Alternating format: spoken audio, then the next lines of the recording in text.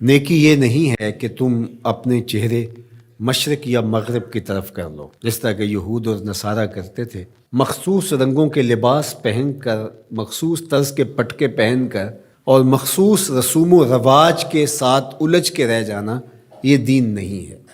لیس البر، یہ نیکی نہیں ہے، ان تولو، کہ تم پھیر لو، وجوہکم، اپنے چہروں کو، قبل المشرق والمغرب، مشرق اور مغرب کی طرف، ولیکن البر من آمن باللہ، نیکی کیا ہے کہ کوئی اللہ پر ایمان لائے، اس کا دل اپنے رب کو مانے۔ تو نیکی کی حقیقت یہ ہے کہ آپ اپنے رب کے ہو جائیں۔ جب رب کے ہو جائیں گے تو پھر اس کے دیے ہوئے نظام کو آپ من و عن تسلیم کریں گے۔ اٹھنے بیٹھنے سے لے کر انداز معاشرت تک، امور سیاست سے لے کر طرز حیات تک، کاروبار سے لے کر نجی زندگی تک، آپ کی زندگی کا ایک گوشہ اپنے رب کے دیے ہوئے نظام کی مطابقت میں ہوگا۔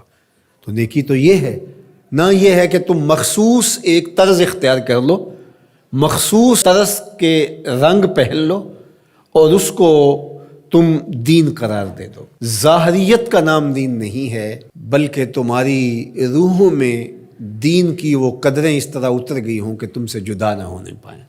یہاں یہ بات بھی ذہن نشین رہے کہ جو ہمارے اعتقادات ہوتے ہیں ان کا ہمارے عمل پر، رویے پر، طرز زندگی پر ضرور اثر ہوتا ہے۔ عقیدہ ہمارے عمل کی بنیاد ہوتا ہے۔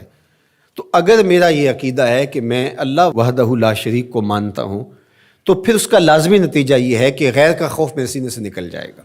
اسی طرح جب آخرت کا یقین میری روح کے اندر راسخ ہو جائے گا تو میری زندگی خود بخود مرتب ہو جائے گی، منظم ہو جائے گی۔ کیونکہ آخرت کا تصور کیا ہے کہ میں اللہ کے حضور جواب دہ ہوں اور ایک ایک عمل اس کے حضور پیش ہونا ہے اور وہاں اعمال کی جواب دہی ہے۔ ثم لتسألن یومئذ عن النعیم۔ تو پھر کس طرح میں بند کمرے کے اندر بھی جرم کر سکتا ہوں جب یہ عقیدہ میرے ساتھ جڑ گیا ہے؟ جب ہم اپنے عمل میں کمزور ہوتے ہیں تو ہمارے عقیدے کے اندر کچھ جھول ہوتی ہے، کمزوری ہوتی ہے، اس کمزوری کی وجہ سے عمل کمزور ہوتا ہے۔ تو عمل کی پختگی اور رسوخ عقیدے کی پختگی کا نتیجہ ہوتا ہے۔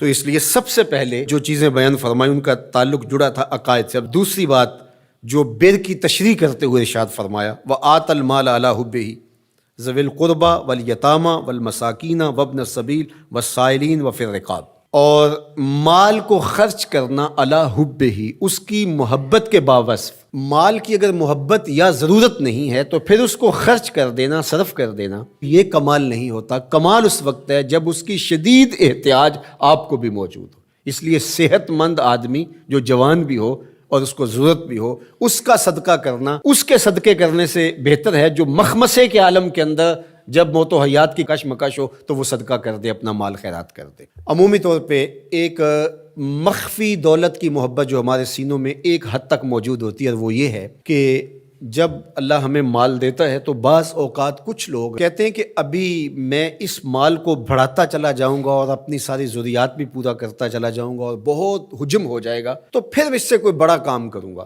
وہ ایک ہدف لیتا ہے بڑے کام کا اور مال کو ضرورت کے باوجود خرچ نہیں کرتا۔ تو یہ ایک مخفی محبت ہے مال کی جو سینوں کے اندر چھپی ہوئی ہے۔ تو ہمارے دین نے ہمیں جو ترغیب دی ہے کہ جوں ضرورت پیش آئے تو جہاں جہاں ضرورت پیش آئے تمہیں اپنے مال سے خرچ کرنا ہوگا۔ حضور نبی رحمت صلی اللہ علیہ وآلہ وسلم نے ارشاد فرمایا کہ جو زکوٰۃ ہے، جو صدقہ واجبہ کے طور پہ ہم ادا کرتے ہیں، اس کے علاوہ بھی تمہارے اوپر مال خرچ کرنا ضروری اور لازم ہے۔ اور اس کے مصارف یہاں بیان فرما دیے، اور وہ مصارف کیا ہے آپ ذرا غور کیجئے۔ فرمایا ذوی القربیٰ، سب سے پہلا جو رکھا وہ ذوی القربیٰ، رشتہ دار رکھے۔ باقی لوگوں پر خرچ کرنے سے پورا ثواب ملتا ہے اور رشتہ داروں پر خرچ کرنے سے دوہرا ثواب ملتا ہے۔ والیتامہ، اور یتیموں کو، والمساکین، اور مسکین۔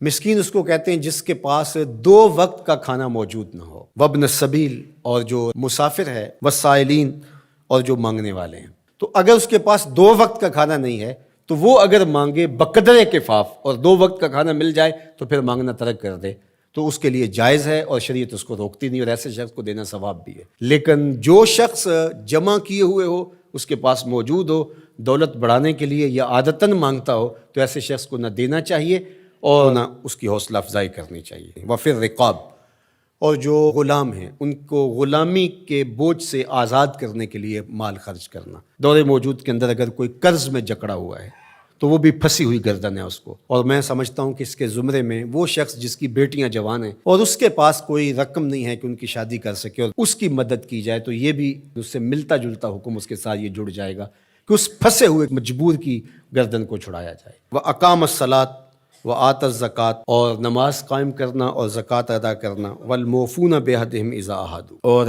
عہد کو پورا کرنا جب وہ عہد کر بیٹھے، وَالصَّابِرِينَ، اور صبر کرنے والے، فِي الْبَأْسَاءِ وَالضَّرَّاءِ وَحِینَ الْبَأْسِ، غربت، بیماری، حالت جنگ میں استقامت اور ثبات کے ساتھ کھڑا رہے۔ اب یہ بیان کرنے کے بعد فرمایا اولئک الذین صدقوا، یہ وہ لوگ ہیں جو سچے اور پکے مومن ہیں، جو ان خوبیوں کے حامل ہیں، جو عبادات کے اندر، اعتقادات کے اندر، رویوں کے اندر، طرز زندگی کے اندر، انداز معاشرت کے اندر، سب میں کمال مرتبے پہ فائز المرام ہیں، یہ سچے لوگ ہیں۔ اور فرمایا وَأُولَٰئِکَ هُمُ الْمُتَّقُونَ، اور تقوی کے نور سے مالا مال بھی یہی لوگ ہیں جن کے اعتقادات بھی خوبصورت، جن کے اعمال بھی خوبصورت، جن کے رویے بھی خوبصورت، اور جن کا طرز زندگی بھی خوبصورت۔